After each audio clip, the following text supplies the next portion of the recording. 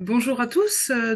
Voilà, je suis Patricia Gir. Je travaille pour les PEP de la Manche. Je coordonne et organise des séjours adaptés pour les enfants en situation de handicap. Les PEP de la Manche, qu'est-ce que c'est? Ça a plus de 100 ans et le but des pupilles de l'enseignement public de la Manche est au tout début, c'était d'accueillir des enfants, des pupilles de la Manche, des enfants pupilles, dans des centres. Et du coup, ils ont construit des centres pour accueillir ces enfants. Puis, l'activité s'est développée. Euh, l'hiv- Au printemps, à l'automne, on accueille des classes de mer et dans nos centres de vacances. À Montmartin-sur-Mer, Saint-Martin-de-Bréal, Courseulles, et on a un centre à Valloires aussi, dans la Savoie. En 2016, les PEP ont développé les séjours répit. On, ont bien fait de développer des séjours pour les enfants en situation de handicap. Depuis 7-8 ans, nous faisons des séjours pendant les grandes vacances, pendant les petites vacances et certains week-ends aussi. Donc nous proposons dans nos centres de vacances, toujours à Montmartin ou Saint-Martin de Bréal, des week-ends où on accueille des enfants en situation de handicap. On accueille tous les enfants qui ont un handicap. Après, nous avons nos limites, évidemment. Euh, Ce qu'on fait, c'est qu'on demande aux familles de remplir un dossier de renseignement pour mieux connaître le jeune et puis pour mieux satisfaire ses besoins par rapport à l'autonomie, par rapport à la nourriture, au sommeil, par rapport à tout ce qui est en rapport avec la vie de groupe d'un enfant. Donc, euh, euh, c'est pour qui? C'est pour des jeunes qui sont en situation de handicap, de 6 à 18 ans. Ça peut être un trouble visuel, auditif, mentaux, cognitif, moteur ou polyhandicapé. Euh, Tous ces jeunes sont encadrés par des animateurs, je le précise. On accueille entre 12 à 14 enfants à chaque séjour ou week-end. Et il y a un directeur avec 4 ou 5 animateurs pour les enfants. Euh, le taux d'encadrement est basé sur l'autonomie de chaque enfant. Si un enfant a besoin d'un animateur pour lui, on embauche une personne pour cet enfant, et ainsi de suite. En général, ils sont 4 à 5 animateurs, voire 6 si besoin. Les animateurs sont formés avec des intervenants et puis ils sont aussi formés sur le tas avec les anciens qui forment les plus jeunes. J'ai une équipe qui commence à être bien spécialisée pour accueillir ces enfants en situation de handicap. Et nous embauchons aussi toujours des jeunes animateurs qui ont envie de travailler avec ce public. Pour inscrire un enfant, je demande un bulletin d'inscription ainsi qu'un dossier de renseignement, c'est ce que je vous disais tout à l'heure, pour mieux connaître l'enfant et ses habitudes de vie.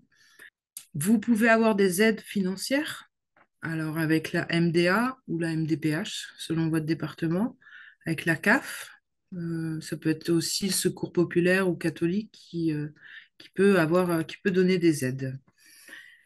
Euh, alors, comme tout enfant, on envoie un carnet de voyage aux familles pour remplir ce carnet, pour avoir tous les papiers dedans, en fait. Comme tout enfant qui part en séjour ou en colo avec les PEP 50. Donc, au niveau du programme, euh, donc souvent il y a un week-end par mois quand il n'y a pas de séjour. Donc, chaque séjour ou chaque week-end a un thème différent. Donc, le thème, il peut être autour de la nature.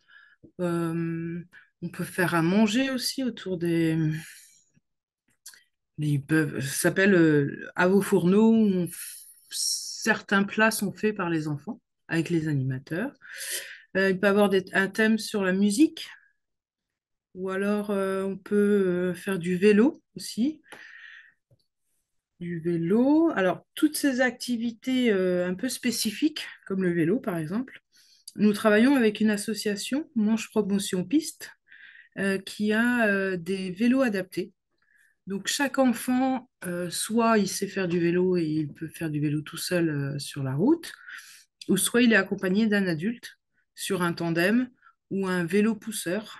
Alors, le tandem, si l'enfant a l'équilibre, le vélo pousseur, s'il n'a pas d'équilibre, en fait, c'est un vélo avec un fauteuil qui se place devant et on part tous ensemble et ben, se balader. Ah, les enfants peuvent avoir la même sensation d'évasion euh, avec ces vélos. Donc ça, tout ça, c'est au printemps plutôt. À l'automne aussi, on en fait, donc pendant les petites vacances ou pendant des week-ends. Donc il y a un week-end sportif, il y a un séjour ça s'appelle bulle d'air, autour de l'eau, de l'air, du vent. Voilà, travailler avec tous ces petits éléments. Et nous avons un dernier week-end souvent autour de Noël, en attendant Noël. Voilà, on fait des activités manuelles, on fait une arrivée avec le Père Noël, tout ça, tout ça. Donc ça, c'est pendant le printemps et l'automne. Et l'été, le moment où il y a plus de séjours, on organise 4 séjours au mois d'août, donc par tranche d'âge. Euh, Au printemps-automne, on accueille enfants de 6 à 18 ans.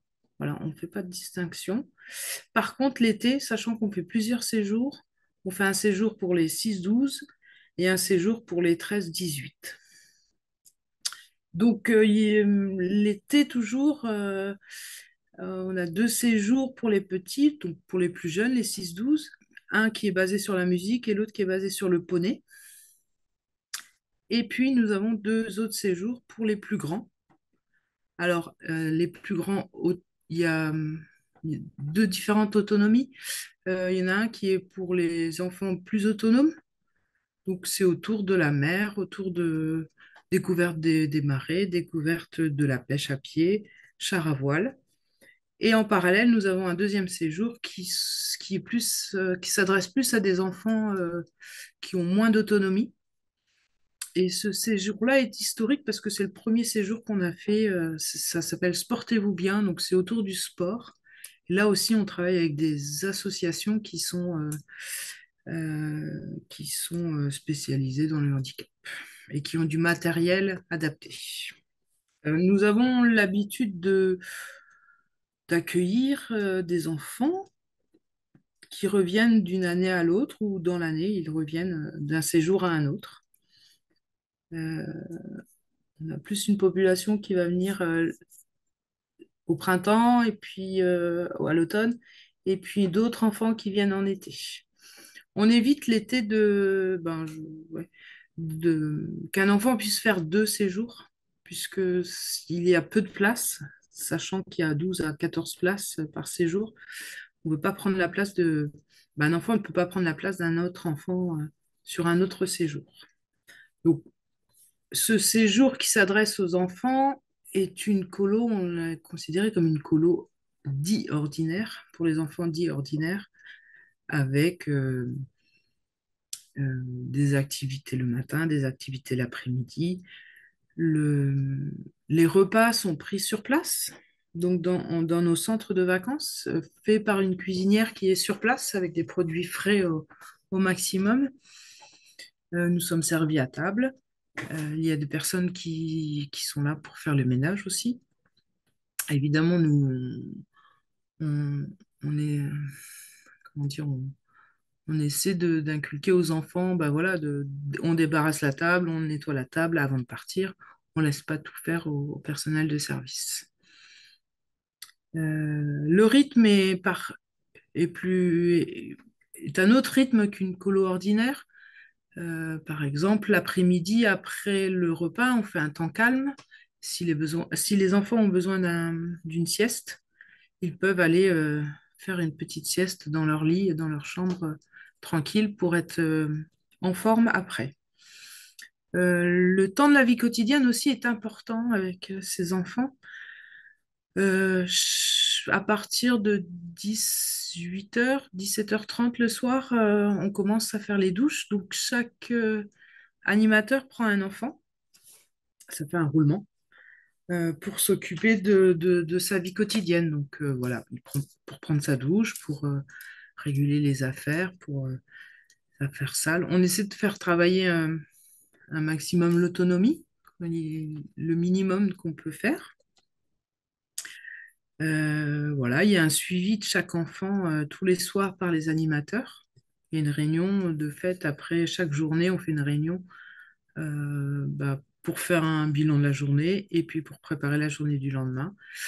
Et on a une fiche par enfant pour voir l'évolution, pour voir ben, si un animateur s'est occupé plus d'un enfant un jour, il saura mieux, s'il s'occupe d'un autre enfant, il pourra aller voir la fiche pour voir la petite évolution qu'il y a dans le séjour pour l'enfant. Souvent, un séjour commence à 14 heures le lundi ou le jour de l'arrivée et se finit à 15 heures. On demande aux familles aussi de venir avec leurs enfants, d'emmener directement leurs enfants sur place. S'il n'y a pas de moyen de déplacement, on essaie au maximum pour pouvoir aller chercher le jeune. Voilà. En général, on essaie que les familles puissent se déplacer sur le centre. On essaie de faire du covoiturage aussi des fois. Pas toujours évident, mais ça peut fonctionner des fois. Moi, je dis toujours qu'aux animateurs, on est,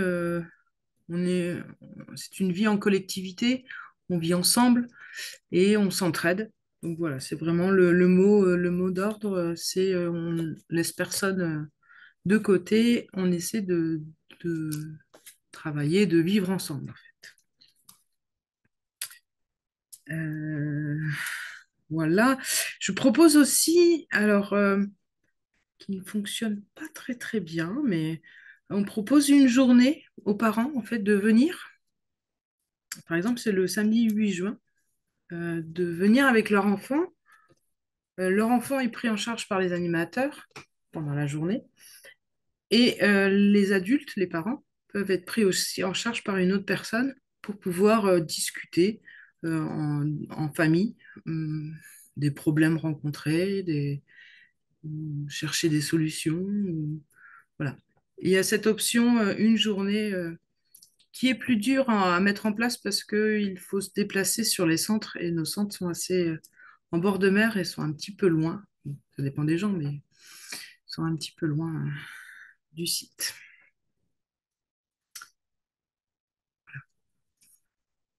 Super, merci beaucoup, Madame Gir. Je ne sais pas si vous avez d'autres éléments à ajouter. Ah si, je peux ajouter quelque chose aussi, c'est pour les enfants aidants, les familles aidantes, où les peuples de la Manche proposent aussi des colonies de vacances pour des enfants dits ordinaires, donc qui peut être pour les enfants aidants. Voilà. Ils peuvent partir en vacances aussi avec les PEP, un enfant avec nous et puis un autre enfant avec des collègues. Voilà, ça peut faire partie aussi de ce qu'on peut présenter et proposer. PEP 50. Et ça, c'est une très belle initiative, étant donné que c'est vrai, pour les aidants, on pense beaucoup aux parents et parfois un peu moins à la fratrie, Tout à pardon. fait, ouais. Et donc, c'est vrai que ça peut être intéressant pour les parents de savoir que leurs enfants seront tous les deux respectivement accueillis au PEP de la Manche Mm, et après peut-être en effet partager des souvenirs avec les animateurs qu'ils ont pu rencontrer lors de leur séjour. En tout cas, merci beaucoup, Madame Gir, parce que vous avez pu apporter énormément d'informations sur ce qui est proposé par les PEP de la Manche. Je ne sais pas si dans les personnes qui sont présentes, vous avez des questions, si vous n'osez pas prendre la parole ou vous n'avez pas de micro. Vous avez la possibilité, il y a une petite bulle discuter en bas de votre écran et nous, on se chargera de faire les réponses, enfin, de citer vos questions, pardon. Mais en tout cas, merci beaucoup. Nous, on a retenu quand même les éléments essentiels hein, de cette présentation. Moi, j'avais juste une question par rapport au bulletin d'inscription et au dossier de renseignement à compléter. Est-ce que c'est possible ou est-ce que c'est proposé une rencontre du coup avec Ah vous? oui, exact. J'ai oublié, pardon. Oui, effectivement. Alors, soit je peux rencontrer les familles, me déplacer et venir chez eux s'ils le souhaitent, ou alors ils viennent sur le centre. Et oui, effectivement, je rencontre les enfants avant chaque séjour. J'essaie de rencontrer chaque enfant et chaque famille avant chaque séjour. Après, quand je connais, je n'y retourne pas, mais pour la première fois, oui. Et je peux aider aussi à remplir ce dossier de renseignement qui peut être long et lourd avec les familles. Tout à fait, oui. Et puis, de discuter aussi avec les parents, ça permet de découvrir des nouvelles choses qu'on pourrait ne pas marquer sur le papier, en fait. Et puis aussi, si c'est possible, de rencontrer les professionnels qui sont autour de l'enfant, type IME, avec les éducateurs ou l'assistante sociale. Voilà, effectivement. Oui, ça vous permet à vous aussi d'avoir le plus d'informations enfin, sur sur l'enfant que vous allez Voilà. accueillir dans les meilleures conditions. Ce qui me permet de donner les informations aux animateurs et aux directeurs concernés sur chaque séjour, en fait. Alors, le papier, il ne dit pas tout, mais il informe pas mal de choses quand même. C'est vraiment en accueillant l'enfant qu'on se rend compte un peu plus de ses besoins. Et puis, les enfants, on a vraiment remarqué, ça fait quelques années quand même, ne sont pas les mêmes à la maison ou à l'IME qu'en vacances parce qu'on on considère vraiment qu'ils sont en vacances, donc il y a moins d'impératifs, on va dire. On est plus tranquille au niveau timing, au niveau des activités. Eh bien, si l'enfant ne peut pas faire l'activité ou n'a pas envie, en aucun cas on va l'obliger de faire l'activité et lui proposer autre chose qui lui plairait plus, en fait. On a souvent des alternatives pour... on s'adapte au public. C'est notre mot d'ordre. Et ben, c'est super. J'ai pas l'impression qu'il y ait d'autres questions. Après, la présentation a été très complète, donc peut-être que vous avez répondu aux questions des participants.